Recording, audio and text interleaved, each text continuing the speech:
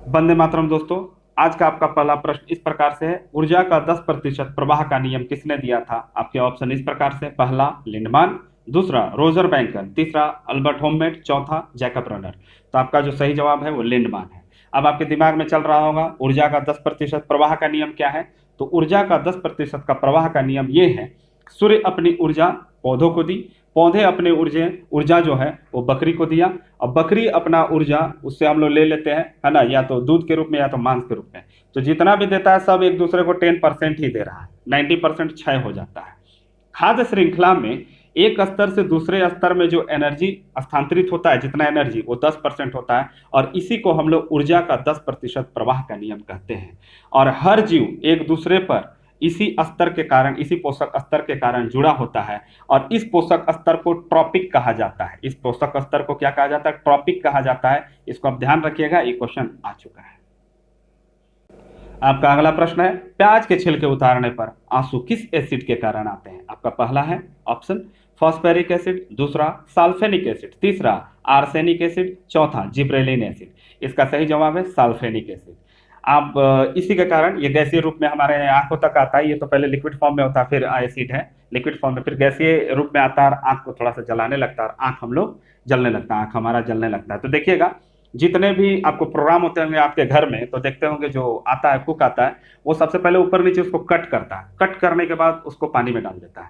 पानी में इसलिए डालता है ताकि उसका जो ये जो एसिड निकला वो पानी में डिसॉल्व हो जाए और वो आपके आंखों तक नहीं आए, और उसके बाद वो आराम से उसको काटता है। आपका अगला प्रश्न है, नई राष्ट्रीय शिक्षा नीति लागू करने वाला भारत का पहला राज्य कौन है? आपके ऑप्शन इस प्रकार से हैं, हिमाचल प्रदेश, असम, गुजरात, झारखंड। तो इसका सही जवाब है हिमाचल प्रदेश। ये नई राष्ट्रीय शिक्षा नीति जो है, ये आपको 34 सालों के बाद ये भारत में नई शिक्षा नीति आई है, ये नई राष्ट्रीय शिक्षा नीति है।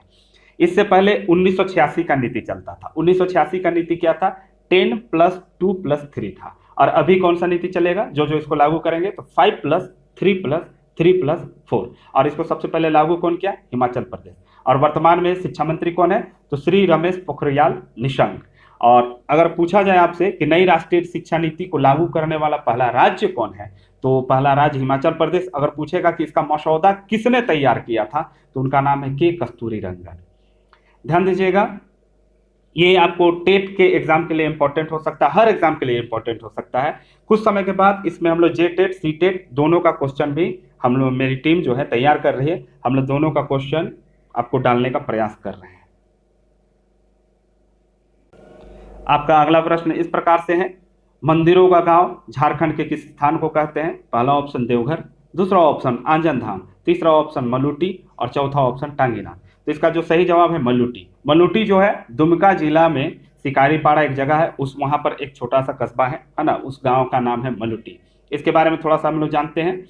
इसको गुप्त काशी भी कहा जाता है, बहुत सारा मंदिर है यहाँ पर। 108 मंदिर था, लेकिन अभी केवल 72 है। इसका कहानी सुन लीजिए। एक सुल्तान थे, सुल्तान अलाउद्दीन हसन। उनके एक बेगम थी, और बेगम के पास एक बाज था। एक दिन क्या हुआ, बाज पिंजड़ा से बाहर निकला, दोबारा वापस नहीं आया। रानी हो गई परेशान। रानी जब परेशान हो गई तो अपने राजा को बोली कि मेरा बाज ला के दीजिए। अब राजा परेशान, राजा घोषणा करवा दिए कि जो भी ढूंढ के लाएगा उसको हम गांव गिफ्ट में कर देंगे। सो बाज खोजने में लग जाते। एक किसान था मलूटी में, उसका नाम था बसंत। वो क्या किया, बाज को ढूंढा और बाज को ढूंढ के ला के दे दिया, तो राजा उसको गांव दे दिए।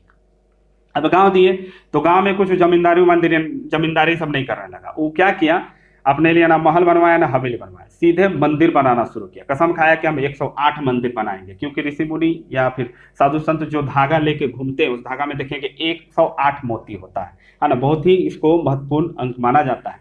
तो 108 मंदिर बनाने का वो कसम खाया, और वो बनवाना शुरू कर दिए। अब बनवाने लगे तो कुछ समय के बाद उनके वंशज आए, वो लोग भी इस मंदिर को आगे ले गए। 108 मंदिर बना। ये बना कब से? 1720 से 1840 के बीच में बना। अभी मात्र वहां पर 72 मंदिर ही शेष है, केवल देख रेख के अभाव के कारण। और इतना ज्यादा मंदिर होने के कारण इसको झारखंड का गुप्त काशी भी कहा जाता है, इसको मंदिरों का गांव भी कहा जाता है। 2015 में दिल्ली के गणतंत्र दिवस के परेड में मलूटी, झारखंड के तरफ से मलूटी मंदिर का प्रतिरूप गया था, और उस परेड में आपको इसके लिए दूसरा स्थान प्राप्त हुआ था, मंदिर को, यही मलूटी के मंदिर को। कब? तो 2015 में। आपका अगला और अंतिम प्रश्न इस प्रकार से है, झारखंड की एकमात्र जनजाति जिसने बिहार पर भी शासन किया था। आपके ऑप्शंस इस प्रकार से हैं, कोरा, हो, उराव, चेरो। तो आपका जो सही जवाब है वो है चेरो। चेरो जनजाति जो है वो बिहार पर भी शासन की थी, एकमात्र जनजाति। हमारे पास 32 जनजाति हैं, जिसमें से एकमात्र जनजाति जो बिहार पर भी शासन की थी। चेरो जनजाति जो है अपने आप को ये क्षत्रिय मानते हैं और ये अपने आप को च्यवनप्राश ऋषि के संतान मानते हैं। च्यवनप्राश ऋषि कौन? जो च्यवनप्राश आप खाते होंगे, डाबर का, पतंजलि का, बहुत सारे प्रोडक्ट, बैद्यनाथ का खाते होंगे च्यवनप्राश। वो च्यवनप्राश बनाने का जो टेक्निक है यही च्यवन ऋषि दिए थे और वही च्यवन से चेरो शब्द का उत्पत्ति हुआ है। ये लोग अपने यहाँ गांव को डीह कहते हैं, गांव को ये लोग अपने गांव को डीह कहते हैं। और दोस्तों ऐसे ही और महत्वपूर्ण प्रश्नों और उनके डिस्क्रिप्शन की जानकारी प्राप्त करने के लिए चैनल को लाइक, शेयर एंड सब्सक्राइब करना ना भूलें। धन्यवाद।